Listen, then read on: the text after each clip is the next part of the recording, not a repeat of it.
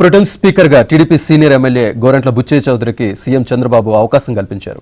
Pro tem స్పీకర్గా assembly శాసనసభ్యులతో ప్రమాణ స్వీకారం చేయిస్తానని, తాను సీనియర్ ఎమ్మెల్యే కావటం వల్ల చంద్రబాబు తనకు అవకాశం కల్పించారని అన్నారు బుచ్చయ్య చౌదరి. జగన్ ఈవీఎంలపై అనుమానం వ్యక్తం చేయడం విడ్డూరంగా ఉందని ఎద్దేవా చేశారు. రిషికొండలో జగన్ నిర్మించుకున్న ప్యాలెస్లను ప్రభుత్వ పరంగా వినియోగిస్తామంటున్న గోరంట్ల బుచ్చయ్య చౌదరితో మా ప్రతినిధి రాజాబాబు ఫేస్ టు ఫేస్.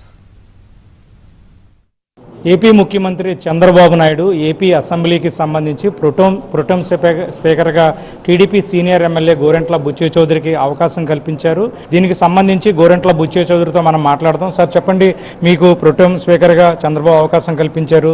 మీరు ఎప్పుడు స్పీకర్గా ప్రమాణ స్వీకారం చేస్తున్నారు? శాసనసభ్యులతో ఎప్పుడు చేయించుతున్నారు? పెద్ద పోస్టా, టైం గ్యాప్లో రెండు రోజులు ప్రమాణ స్వీకారం చేసి పెద్ద పోస్ట్ ఏం కాదు.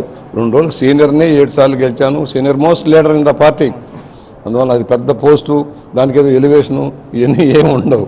ఏదో పెద్ద రకం అప్పచెప్పారు, చేస్తాం అంతవరకు. జగన్ ఇప్పుడు ఈవీఎంలపై అనుమానాలు వ్యక్తం చేస్తున్నాడు. ఏ విధంగా అర్థం చేసుకోవచ్చు జగన్ వ్యాఖ్యల్ని? సైకిక్ డిఫెక్ట్లో ఉన్నాడు. ఆయన మొన్న 19లో ఎలక్షన్ వచ్చినప్పుడేమో అద్భుతం బ్రహ్మాండం అయిపోయాను అన్నాడు. మరి ఇప్పుడు ఎందుకు చెబుతున్నాడు? 13వ తారీఖు దాకా 4వ తారీఖు దాకా ఏం చెప్పాడు? 170 సీట్లు గెలుస్తున్నాం అని చెప్పాడు. మరి ఇప్పుడేమో ఈవీఎంలు తేడా అంటాడేంటి? అసలు నువ్వేం చేసావని, నువ్వు చేసిన అరాచక ఆటవిక ప్రభుత్వ విధానాలకి నీ మీద వ్యక్తిగతంగా నీ మీద కోపంతో ఇవాళ ఓడించారు. నీ దుర్మార్గపు ఆలోచనల్ని సహించలేక, నీ నియంత పోకను సహించలేక, నీ యొక్క వికృత కేడల్ని తట్టుకోలేక ఆంధ్ర ప్రజలు తీవ్రంగా స్పందించి నిన్ను ఇంటికి పంపించారు. మామూలుగా పంపరా, 151 సీట్లు ఇచ్చి 22 పార్లమెంట్ ఇస్తే నడుపుకోవడం చేతగాని ఈ దద్దమ్మ రాష్ట్రాన్ని చిన్నాభిన్నం చేసి ఆర్థిక విలయం సృష్టించి అభివృద్ధి లేకుండా చేసి తెలుగువారి పరువు పరిస్థితులు తాకట్టు పెట్టిన ఈ పెద్ద మనిషి వల్ల రాష్ట్రం నష్టపోయింది. దాని ఫలితమే ప్రజల తిరుగుబాటు. నేను మొదటి నుంచి చెబుతున్నా రాజు, మీ అందరికీ చెప్పాను, 100% వేవ్ రాబోతుంది. భయం వదులుతారు, భయం వదిలి ముందుకు వస్తారు. సామాన్య జనంలో తిరిగి అలవాటు నాకు మొదటి నుంచి కూడా. సామాన్యుడు, ఒక ఆటో కార్మికుడు, ఒక చెప్పులు కుట్టిన కార్మికుడు, ఒక భవన నిర్మాణ కార్మికుడు, ఒక పురుగులు అమ్ముకునేవాడు, ఒక వాటిపడం, వీళ్ళందరితోటి మమేకం నాకు అలవాటు. అనుమతులు లేవని ప్రజావేదికను కూల్చివేశారు. అయితే విశాఖ రుషికొండ మీద మాత్రం 500 కోట్ల ప్రజాధనంతో విలాసవంతమైన భవనాలు నిర్మించారు. ఆ రుషికొండ భవనాలపై మీరు ఏం చేయబోతున్నారు? ఎవరి సొమ్ము ఇది? ప్రజల సొమ్ము. ఆయన సరదాల కోసం, ఆయన భార్య సరదాల కోసం కట్టుకున్నాడు.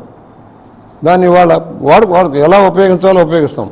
ప్యాలెస్లు కట్టాడు, 90 రూములు ఎన్నో ఉండేవి, కాటేజ్ బ్రహ్మాండంగా ఉండేవి. సముద్ర తీరంలో టూరిస్టులు వచ్చేవాళ్ళు, కూల్చేశాడు. ఇవాళ 1-2 ప్యాలెస్లు ఏమనుకు వస్తాయి? ఆలోచిస్తాం ఎలా చేయాలో, దాన్ని ఎలా ఉపయోగపడాలో. ఇన్ని కోట్లు ఖర్చు పెట్టిన భవనాన్ని కూల్చివేయం. ఏ విధంగా దానికి ఆదాయం రాబట్టాలి, దేనికి మంచిగా ఉపయోగిస్తే బాగుంటుంది, విదేశీ పెట్టుబడిదారులు ఎవరైనా వస్తారో వాళ్ళకి ఒక ఏదైనా ఏర్పాట్లు చేసి వాళ్ళని ఆకర్షించడం కోసం ఏమేం చేయడానికి వీలవుతున్న విశాఖ ఈ వ్యాలీలో ప్రయత్నాలు జరుగుతాయి. టూరిజం ఒక పక్కన, పెట్టుబడిదారులకు కేంద్రంగా ఒకటి. ఇప్పుడు ఫలక్నామా ప్యాలెస్ ఉంది హైదరాబాద్, వాడుకుంటున్నారు.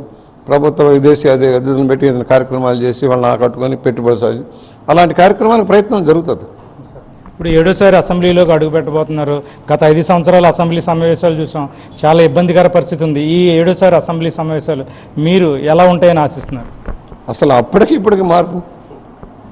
14 నుంచి 19 దాకా జగన్మోహన్ రెడ్డి చేసి అల్లర్లు చేసేవాడు, మైకులు తీసుకున్నాడు, గంటలు మాట్లాడేవాడు. ఒక్కళ్ళున్నా ఎమ్మెల్యే, బీజేపీ ఎమ్మెల్యే ఉన్న ఇండిపెండెన్స్ మైకులు ఇచ్చేవాడు. ఈయన 5 ఏళ్ళు మాకు మైక్ ఇచ్చాడా, మాట్లాడినిచ్చాడా? అంతా సాక్షి కంట్రోల్. పత్రిక మిత్రులు ఎవరు పెమిసెస్లో రావడానికి వీల్లేదు. ఆయన దగ్గర మనుషులు తప్పితే ఎవరు రావడానికి వీల్లేదు. ఎమ్మెల్యేలు, ప్రతిపక్ష ఎమ్మెల్యేలు మైకులు వాళ్ళ నాయకుడినే మాట్లాడేవాళ్ళు. మా నాయకుడు బయటకు వెళ్ళాల్సిన పరిస్థితి ఎందుకు తెచ్చావు? పచ్చి బూతులు తిట్టారు. వాళ్ళందరికీ గుణపాఠం చెప్పారు ప్రజలు. బూతులు తిట్టే వాళ్ళకి, తిట్టించిన వాళ్ళకి అందరికీ కూడా గుణపాఠం చెప్పారు. అడ్రస్లు గల్లంత చేశారు.